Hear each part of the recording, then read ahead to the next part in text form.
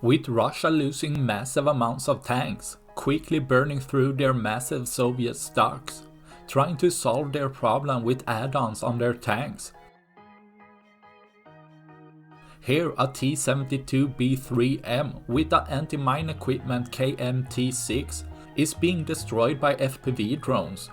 Even with all kinds of add-ons, this can't offset poor strategy and poor training, leaving the crew to abandon the equipment as quickly as they can, with Ukraine's drone army making sure each lost equipment gets completely destroyed, sending drones until it's unrepairable, destroying another of Russia's tanks, leaving one less for tomorrow. That's all I had for this video. Please like and subscribe for more. Thanks for watching. Bye.